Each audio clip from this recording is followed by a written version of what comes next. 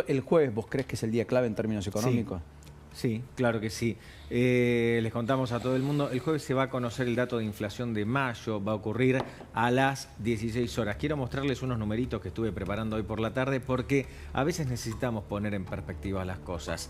El dato de inflación probablemente de alrededor del 5%. Esta es la expectativa del gobierno, esta es la expectativa del Ministerio de Economía. 5% de inflación en un mes, en mayo, es muchísimo. Es muchísima inflación. Ahora, Luis Caputo dijo que empieza con 4 igual hoy, ¿no? Alrededor del 5, ponle que Correcto. sea 5%, 5,1 o 4,9 y ahora vamos a ver las alternativas. Pero a veces incluso uno mismo, Paulino, pierde la perspectiva, porque para mí 5% es muchísima inflación. En realidad no es para mí, es mucha inflación. Ahora, veamos cómo viene la Argentina en materia de inflación en el último tiempo.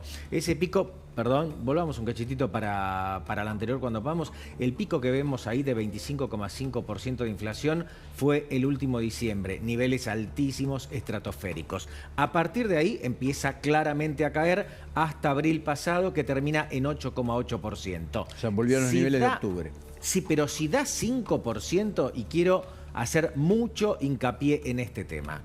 Si el próximo jueves a las 16 el INDEC muestra que la inflación fue de alrededor del 5%, estaremos volviendo a los niveles de diciembre de 2022, cuando Sergio Massa hacía poquito que había agarrado el Ministerio de Economía. Es decir, si da menos de 5,1%, va a ser el mejor número en 18 meses. Y si llega a dar 4,9%, como quiere el ministro de Economía, el anterior era 18 meses, va a ser el mejor número en 19 meses, con lo cual podríamos decir que algunas cosas en materia de seguridad y esto que te estoy contando ahora son las cosas realmente visibles y demostrables que va a tener el gobierno de Milei como para decir esto está funcionando. Me acuerdo que cuando... No hay otra cosa.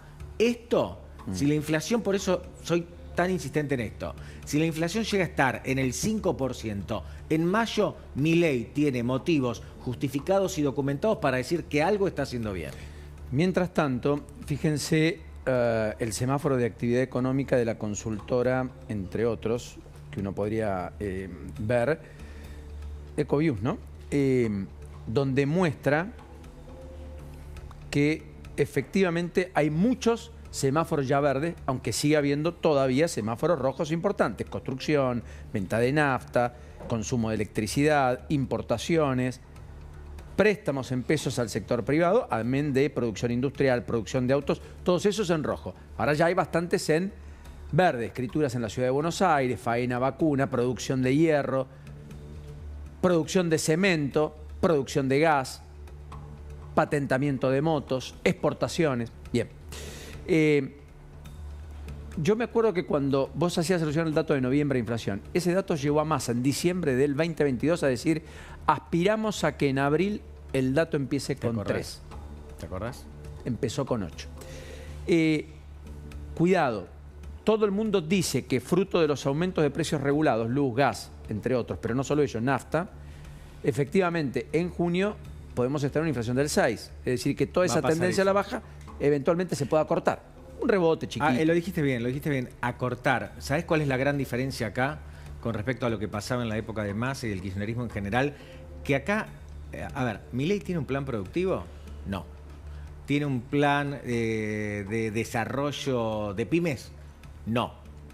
¿Tiene un plan contra la inflación? Sí. Y esto es lo que está ocurriendo. El kirchnerismo decía que tenía un plan contra la inflación y no era cierto. Mientras tanto, el Sistema Integrado Previsional Argentino, ¿qué es lo que registró? Una pérdida de 126.000 puestos de trabajo. 126.000 puestos de trabajo. Fíjate esto. Entre diciembre y marzo, inicio de gestión, primeros 4 meses. Casi 95.000 bajas sector privados, en buena medida explicados por construcción, pero no solo la construcción. 21.600 en el ámbito estatal, en diversas esferas, y 9.500 entre empleadas de casas particulares. Casi 10.000 despidos, 3 meses del año. Esta tendencia no se cortó, ni en abril, ni en mayo. Los que quedaron adentro son los que empezaron a empalmar y a compensar inflación. Y empezaron a recuperar parte del poder adquisitivo perdido. Tampoco le están ganando respecto a noviembre, ni por casualidad. Por eso el consumo sigue muy depreciado y muy bajo. Ahora, fíjate hacia adelante lo que Manpower refleja, consultora que se dedica básicamente en el área de recursos humanos a indagar si las empresas están con perspectiva de tomar muchos empleados o no tantos. Manpower hizo la encuesta en toda la región, en todos los países de la región. Mirá el promedio de más de 39.000 empleados de 42 países y territorios. Es lo que consultó. Promedio global 22%. Mira Argentina dónde está, 3%. Abajo de todo. Y así todo creció un poquito. La idea de que vos vas a un escenario de contracción en el nivel de empleo empieza a ser un denominador común, así tengas más flexibilidad en el marco del contrato laboral, sí, que es lo que te va a dar la ley bases eventualmente. Sí. Y eso estamos hablando de empleo registrado.